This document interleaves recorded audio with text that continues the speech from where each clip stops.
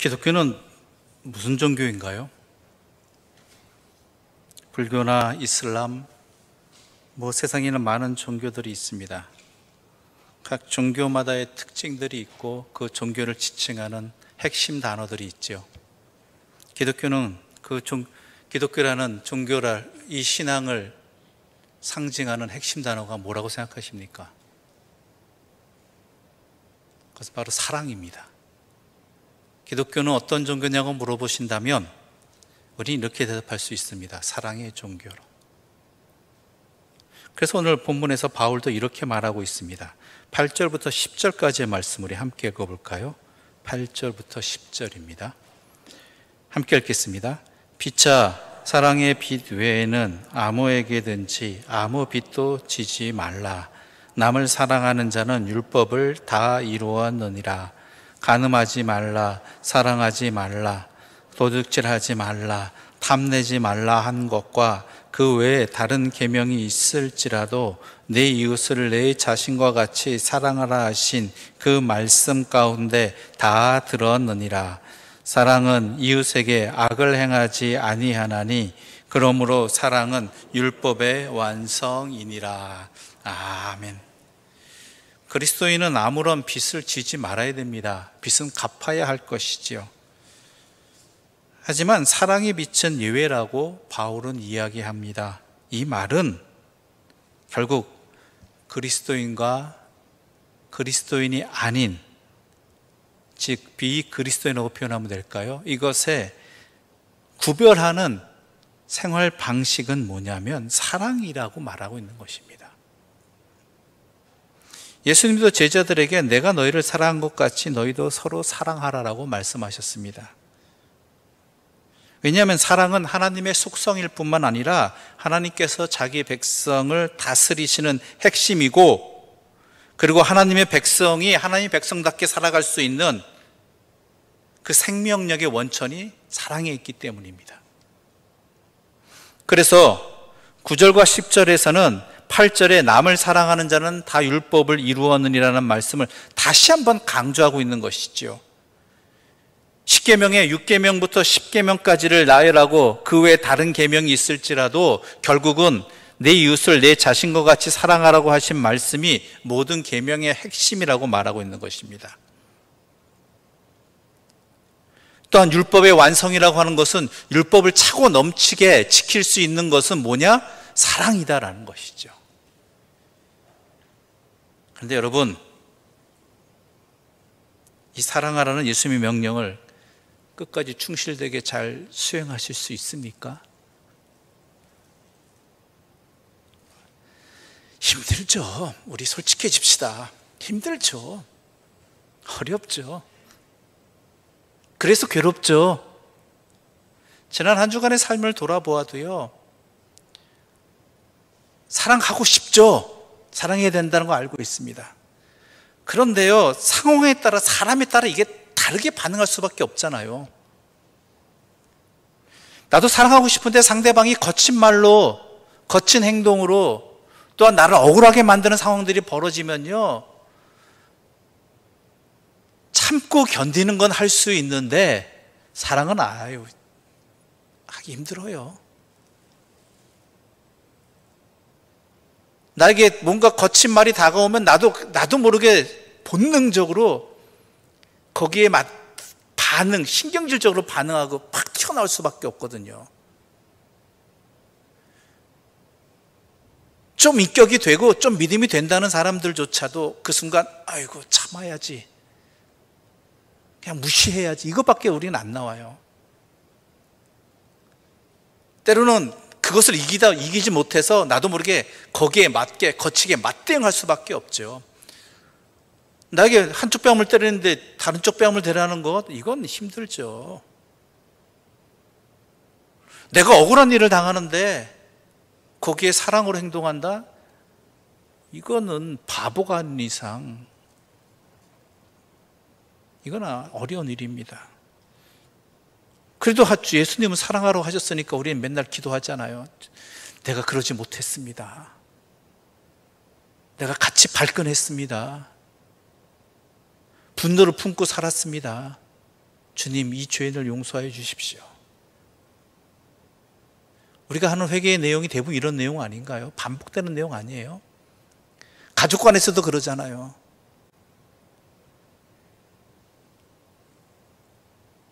그런데 왜 예수님은 우리를 자꾸 시험에 걸려 넘어지는 이 상황 앞에서 왜 사랑하라고만 이야기하셨는가?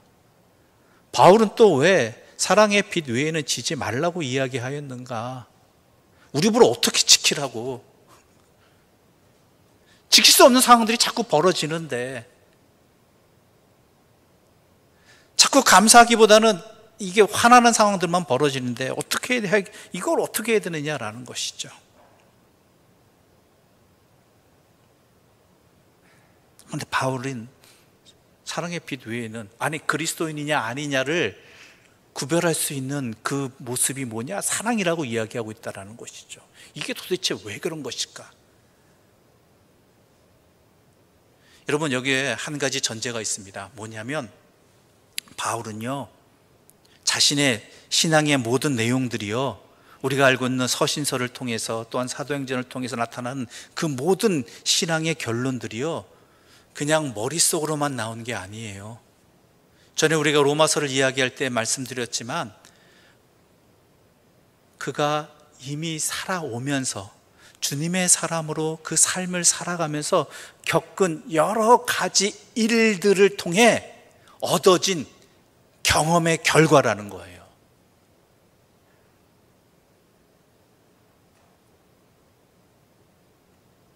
사도 바울은 참 많은 경험을 했습니다. 가장 큰 경험은요, 뭐겠어요? 예수를 믿는 사람들을 핍박하던 자에서 예수님을 만남으로 말미암아 예수님의 복음을 전하는 자로의 삶의 변화가 그에게 있었죠. 이건 놀라운 큰 경험입니다.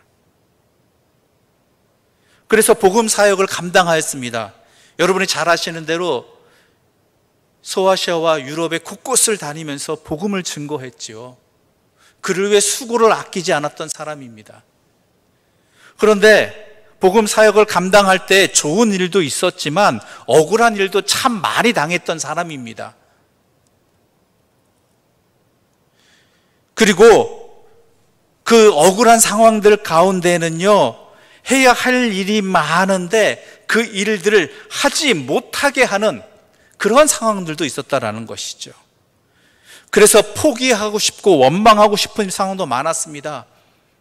그런 상황, 이 답답한 상황들은요, 예수를 믿지 않는 사람들을 통해서 이루어지기도 했지만 때로는요, 자기가 복음을 전한 그 교회 공동체 내 안에서도요, 바울을 힘들게 하고 억울하게 하고 답답하게 하는 일도 많았다는 것이죠.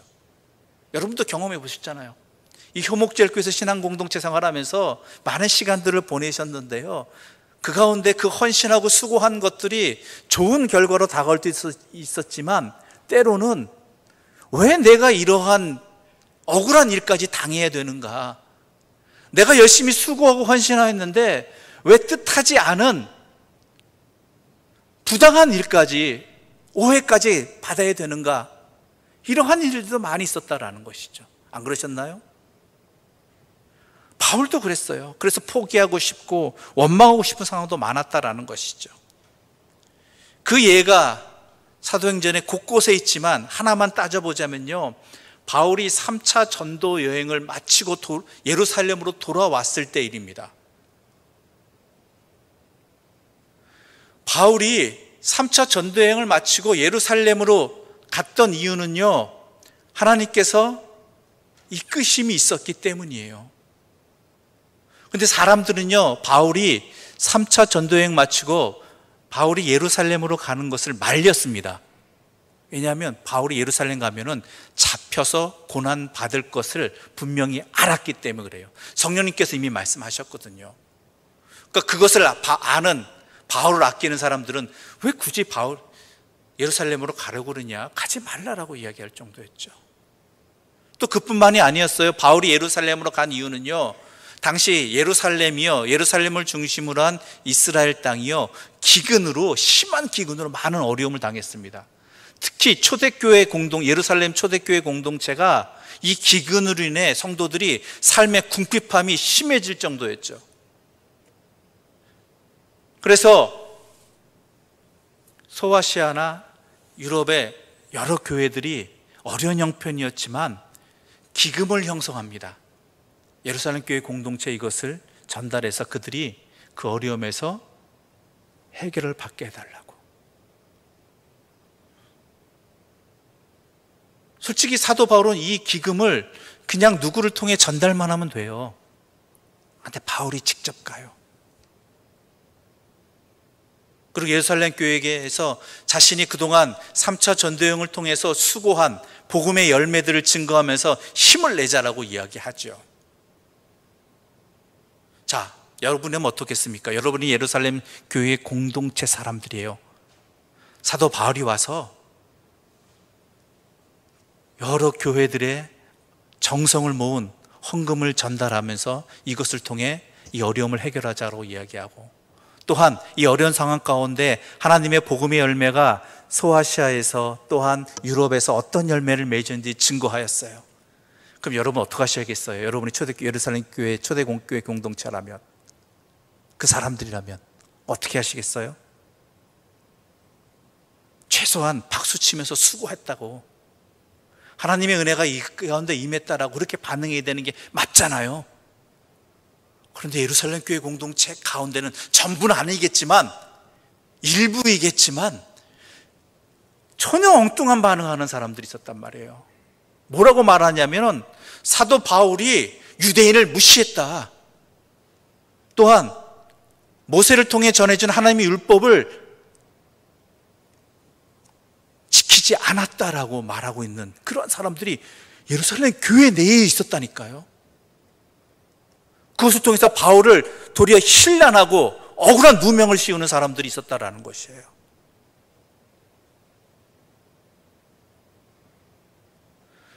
거기에 대해서 예루살렘 교회 공동체 지도자들도 그것을 오해를 풀어주기에 앞서기보다는 도리어 거기에 대해서 동조하는 사람도 있었다는 것이에요. 그래서 한 가지 방안을 냅니다. 예루살렘 교회 지도자들 중에 한 사람이 이런 방안을 내죠. 이런 오해를 받느니 이 오해를 풀 방법을 사도 바울이 행하십시오. 당신이 수고하십시오라고요. 아니, 오해를 한 사람이 누구인데 오해를 당한 사람한테 도리어 오해를 풀어주라고, 그 행동을 하라고 이야기하는 것이죠. 그게 뭐였는지 아세요? 우리 교회 성도들 가운데 정결 예식을 해야 되는 사람들이 있습니다. 그런데 그 정결 예식을 행할 때 제사에 제물을 드려야 되는데 경제적인 어려움 때문에 그 제물을 드리지 못하는 사람들이 있습니다. 그 사람들의 제물값을 당신이 대신 내주십시오. 그리고 함께 정결 예식을 행하십시오. 그러면 사람들이 모세율법을 어긴다는, 유대인들을 무시했다라는 그런 오해에서 당신을 벗어나게 할 것입니다 라고 말을 하죠. 바울은 그것도 합니다. 좋습니다. 나도 정결 예식을 하고 또한 정결 예식에 함께할 다른 사람들의 재물의 값도 내가 능히 내겠습니다. 그래서 성전으로 가서 행해요. 근데 이게 또 다른 오해를 불러일으키네요. 이 정도까지 수고했는데 예루살렘 성전에 오순절이 되어서 많은 각처에서 유대인들이 모였습니다. 근데 그 중에는 바울을 알고 있는 사람도 있어요. 바울이 이방 지역에서, 즉 소아시아와 유럽에서 어떤 일을 행했는지를 아는 사람들, 복음을 전하는 걸 알고 있는 사람들도 있죠. 그 가운데 좋은 마음으로 보고 있는 사람이 없죠. 보고 있지 않은 사람들도 있죠. 왜냐하면 유대교를 부정했으니까, 예수를 증거했으니까. 그래서 그에 대해서 비난을 합니다. 성전에 온, 정결 예식을 지키러 온 바울을 비난하고 또 누명을 씌웁니다. 어떤 누명을 씌웠는지 아세요? 바울이 이방인들과 함께 예루살렘 성전을 더럽혔다. 바울은 이 성전에 왜 왔죠? 정결 예식을 행하러 왔어요. 또한 그와 함께한 사람은 어떤 사람들이죠? 유대인이었어요. 유대인으로서 정결례식을 행하기 위해 제물을 드릴 수 없던 사람이 바울이 기증을 해서 도움을 줘서 제물을 드릴 수 있도록 한 것이었는데, 바울에 대해서 함께 온 사람들을 이방인이라고 오해한 것이죠. 당시 예루살렘 성전은요, 이방인이 들어갈 수 있는 구역이 있고, 또한 유대인 여자가 들어갈 수 있는 구역이 있고, 또 어떤 구역이 있어요? 유대인 남자만 들어갈 수 있는 구역이 있어요. 자, 바울과 함께 정결례식을 하러 온 사람들은 유대인입니다. 그래서 어디까지 들어갈 수 있어요?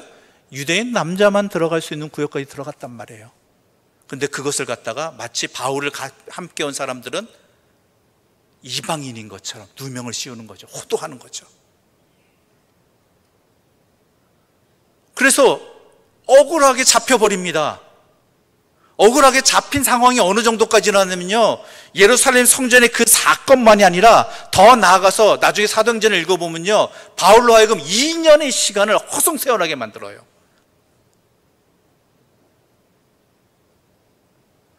가이사라의 감옥에 갇혀서 2년을 억울하게 지나게 만들어요. 2년을.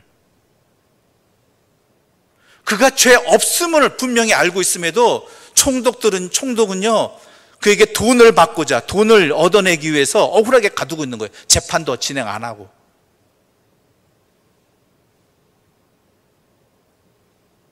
여러분은 얼마나 억울하겠어요?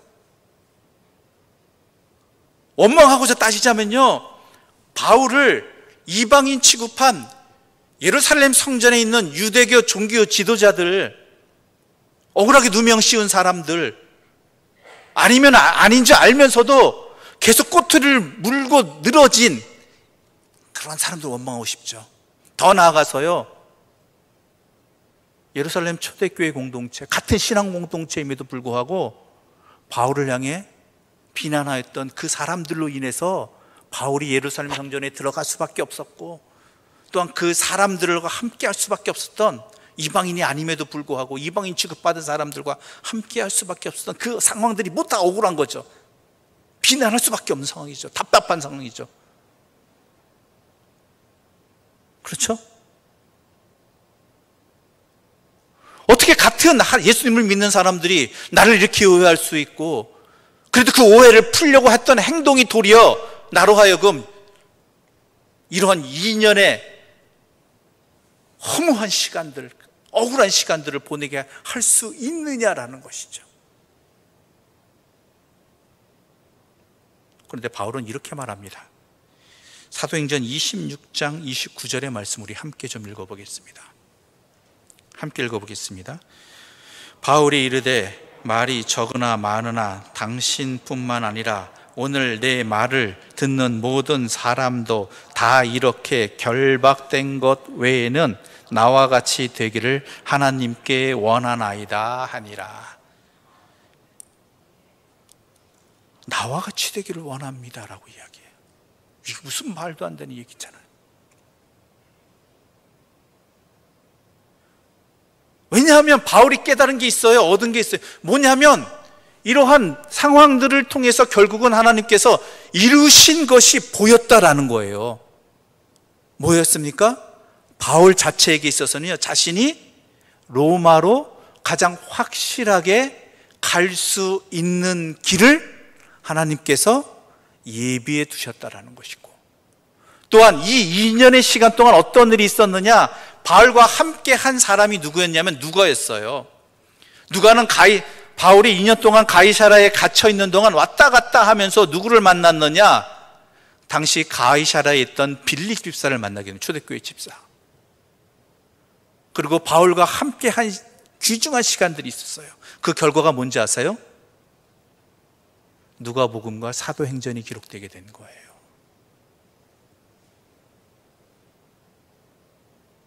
바울 자체에 있어서는 로마로 가는 확실한 길이 열렸고요, 안전하게 갈 수 있었고요, 우리 교회로서는 누가복음과 사도행전이라는 귀한 하나님의 말씀이 기록될 수 있는 시간들이 되었다라는 것이죠. 이뿐만이 아니었어요. 바울은 지금까지 자신이 사역을 하면서 겪어온 여러 상황들 가운데에서 억울한 일도 당하고 감옥에 갇히기도 하고 매도 맞았는데, 그것이 겉으로 드러난 상황이었지만 그 가운데 역사하시는 하나님의 섭리가 있음을 깨닫게 된 것이지요.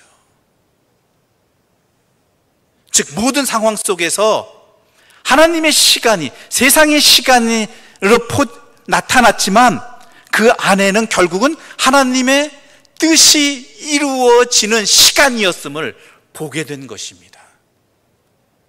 그래서 바울은 이렇게 말합니다. 11절부터 14절의 말씀 우리 함께 읽어보겠습니다. 11절부터 14절입니다. 또한 너희가 이 시기를 알거니와 자다가 깰 때가 벌써 되었으니 이는 이제 우리의 구원이 처음 믿을 때보다 가까웠음이라. 밤이 깊고 낮이 가까웠으니 그러므로 우리가 어두움의 일을 벗고 빛의 갑옷을 입자. 낮에와 같이 단정히 행하고 방탕하거나 술 취하지 말며 음란하거나 호색하지 말며 다투거나 시기하지 말고 오직 주 예수 그리스도로 옷 입고 정욕을 위하여 육신의 일을 도모하지 말라. 바울은 뭐라고 얘기하냐면 이 시기를 알라라는 거예요. 이때를 알라. 즉 세상의 시간 안에서 역사하시는 하나님의 섭리를 알라라는 것이에요.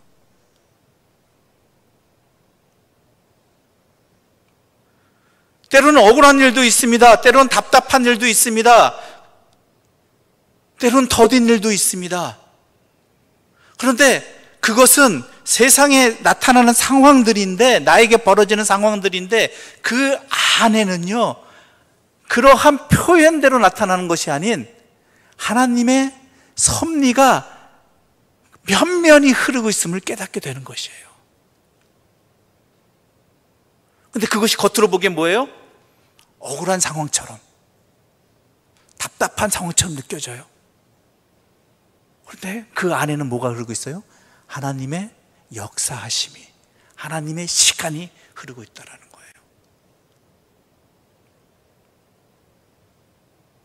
그러니까 깨어나라는 거예요. 그런 겉으로 나타난 세상의 흐름 속에 휘말리지 말고 정신 똑바로 차리고 눈을 떠서 깨어나라는 거예요. 그래서 어둠의 일을 벗으라고 얘기하는 것입니다. 그냥 억울한 것은 억울한 것으로, 답답한 것은 답답한 것으로 그렇게 세상 사람들처럼 반응한 것이 아니라, 거기에 응하는 것이 아니라 그 상황들 가운데 역사하는 하나님의 섭리를 깨달으면 다르게 살아갈 수 있다는 거예요. 다르게 반응할 수 있다는 것이죠. 음행과 방탕에 빠지지 말라는 것은 그러한 상황 속에 빠져서 자신의 본질을 잃지 말라는 거예요. 거기에 합당한 행동을 하지 못하는 그런 어리석은 자들과 같이 되지 말라는 것입니다.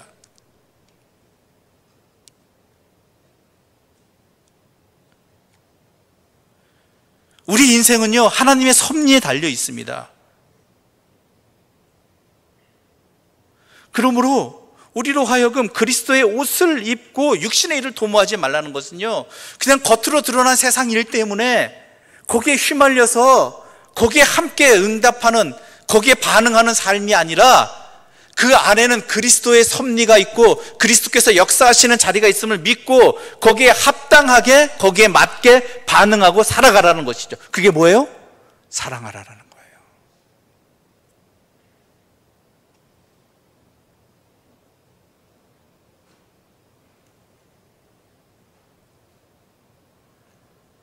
여러분 분명히 이것이 우리 눈에 떠져야 된다. 바울은 그것을 경험한 사람이에요.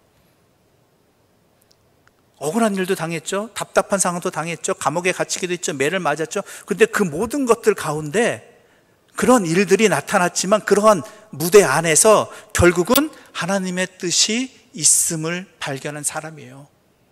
간수의 가족을 구원하기도 하고요. 또한 오늘 본문에서 뭐예요? 사도행전 26장에서 로마로 가는 길이 열리고요. 사도행전과 누가복음이 기록되는 역사가 있었고요. 어찌 보면 겉으로 보기에는 세상적인 판단에서는 억울한 시간이고 답답한 시간이고 허송 세월의 시간이었지만 아니었다라는 것이죠. 지금 우리의 삶의 자리도 마찬가지예요. 코로나19라는 이 상황들이요, 물론 우리에게 벌어지고 내가 당하는 상황입니다. 그런데 그 가운데는요, 하나님의 섭리가 면면히 남김없이 틀림없이 흐르고 있다는 것이죠. 그렇다면 우리는 어디에 반응해야 돼요? 코로나19라는 이 상황 속에서 똑같이 세상 사람과 똑같이 분노하고 답답해하고 원망하고 절망하고 이런 상황들입니까? 아니면 그 가운데 역사하시는, 이것을 통해 이루고자 하시는 하나님의 그 뜻을 깨달음으로 말미암아 거기에 맞게 우리가 반응하고 행동하고 그래야 되느냐라는 것이죠. 그렇게 우리는 세상 사람과 달라질 수밖에 없는 거예요. 예수 믿는 사람과 예수 믿지 않는 사람이 다를 수밖에 없는 거예요. 보는 본질이 다르기 때문에 그래요. 겉으로 드러난 세상의 상황이 아니라 그 가운데 면면히 흐르는 하나님의 섭리를 깨닫고 거기에 맞게 반응하고 행동하기 때문에 세상 사람과 예수 믿는 사람과 예수 믿지 않는 사람은 다를 수밖에 없는 것이죠. 보는 것이 다르니까, 깨닫는 것이 다르니까. 과연 우리가 그렇게 행동하고 있느냐가 오늘 중요한 것이에요. 똑같이 분노하고 시기하고 육신의 일에, 세상의 일에, 겉으로 드러난 상황 속에서 휘말려서 거기에 반응하며 살아가느냐, 아니면 그 가운데 역사하시는 하나님의 섭리를 깨닫고 거기에 맞게 내가 반응하며 하나님의 말씀대로 살아가고 있느냐, 사랑의 삶을 살고 있느냐, 이건 전혀 다를 수밖에 없다는 것이죠. 그러므로 우리가 왜 기도해야 됩니까? 왜 하나님과 함께 동행해야 됩니까? 왜 하나님을 찾아야 됩니까? 왜냐하면 그래야지만 제대로 보이기 때문에, 휩쓸리지 않을 수 있기 때문에, 내 역할을 제대로 감당할 수 있기 때문에 분위기에 휩쓸리지 아니하고. 바울은 바로 그걸 말하고 있는 것입니다. 오늘 우리에게 필요한 것도 바로 그것이에요.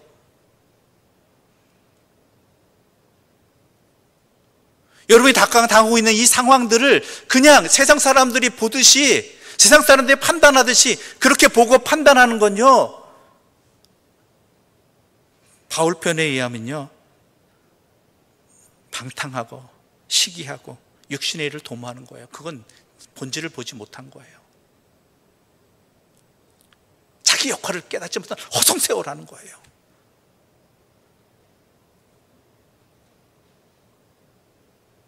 여러분이 지금 처한 상황들을 보는 게 아니라 이 가운데 면면히 흐르고 있는 하나님의 섭리하심을 볼 줄 알아야 되는 것이고, 그러면요 우리의 삶은 달라질 수밖에 없고 우리의 반응은 달라질 수밖에 없어요. 그건 너무 당연한 일 아니겠습니까? 그걸 깨닫는 건요 허송세월이 아니에요. 매우 중요한 포인트예요.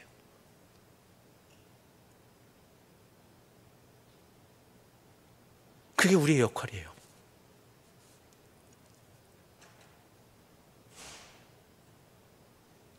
여러분 분명히 명심하십시오. 하나님의 역사는요 참 다양하게 표현돼요. 겉으로 드러나기에 표면적으로 그 무대는. 그러나 그 안에는 어떠한 상황이건, 풍랑의 상황이건 평탄한 상황이건 기쁨의 상황이건 절망의 상황이건, 그 안에는 겉으로 드러난 것 안에는요 하나님의 면면히 흐르는 그 역사하심이, 뜻하심이 변함없이 흐르고 있다는 거예요. 이것이 우리에게 확신이 돼야 돼요. 지금은 깨달을지 못할 수 있어요. 그 당시에는 알지 못할 수 있어요. 그러나 그 믿음으로 살아간다면 우리의 삶의 반응은 달라질 수밖에 없고, 행하는 행동은 달라질 수밖에 없고, 또한 맞이하는 결과도 달라질 수밖에 없는 것입니다. 그래서 우리는 훗날 이렇게 이야기할 수 있겠죠. 아, 그때 이렇게 하는 것이 맞았구나. 하나님께서 이 일을 이루시려고 이렇게 하셨구나. 그때 땅을 치며 후회하는 자들이 아니라 거기에 맞게 합당하게 행동하여서 하나님의 기쁨의 잔치에 그 열매를 함께 누리며 거두는 사람들이 돼야 되지 않겠습니까? 그 길이 뭐냐? 이해되지 않고 답답하고 억울한 상황이라 할지라도요, 사랑하는 거예요. 하나님의 사랑을 드러내는 거예요. 그건 분명합니다. 그러면 달라집니다. 그러면 모든 열쇠가 모든 문이 풀리는 것이고 열려지는 것이에요. 그래서 바울은 사랑하라라고 이야기하는 것이죠. 자신이 경험했으니까. 오늘날 우리들에게 또다시 말씀하십니다. 당신들도 나와 같이 되기를 바랍니다. 그 사랑을 깨닫고, 그 하나님의 섭리를 깨닫고, 그 하나님의 시간을 깨닫고, 상황에 흔들리지 않고 하나님의 사람답게 그 합당한 삶을 사는 것, 사랑의 삶을 살아서 기쁨을 누리는, 하나님과 함께 그 기쁨을 나눌 수 있는 그러한 사람들이 되기를 원하는 것이죠. 그런 은혜가 이 예배를 드린, 이 말씀을 들은 저와 여러분에게 함께 누려지는 깨달음이 되고 기쁨이 되고 열매가 되기를 바랍니다. 여러분, 명심하십시오. 세상은요, 하나님의 섭리하에 있습니다. 그것이 어떠한 형태로 표현될지는 모르겠지만 하나님의 역사는 변함없이 주관하심은 있습니다. 그럼 거기에 맞게 우리가 하나님 말씀대로 살아가는 것, 사랑하는 것, 그것은 너무나 당연한 일 아니겠습니까? 그 삶을 살아가시는 주의 사람들 되시기를 간절히 소망합니다. 기도드리겠습니다. 하나님 아버지, 답답한 현실에 우리는 세상 사람과 똑같이 원망하고 분노하고 탓하고 있었습니다. 그런 우리들에게 주님께서는 이 말씀을 통해서 깨닫게 해주셨습니다. 그러므로 감사를 드립니다. 주님, 우리로 하여금 주의 음성에 귀를 기울이게 하여 주시옵소서. 세상 사람들과 똑같이 반응하기 전에 먼저 이렇게 벌어지는 일들 가운데 주님의 뜻이 있음을 믿고 주님의 뜻을 구하고 주님의 음성에 귀를 기울여서 행할 바를 깨닫고 또한 행하는 주의 사람으로 살아가게 하여 주시옵소서. 그리하여 해서 그리스도인다운, 예수를 믿지 않는 사람들과는 전혀 다른 그러한 삶의 모습이 나타나게 해주시고, 그러한 우리의 모습을 통해서 세상이 길을 찾게 하여 주시옵소서. 예수님의 이름으로 기도드립니다. 아멘.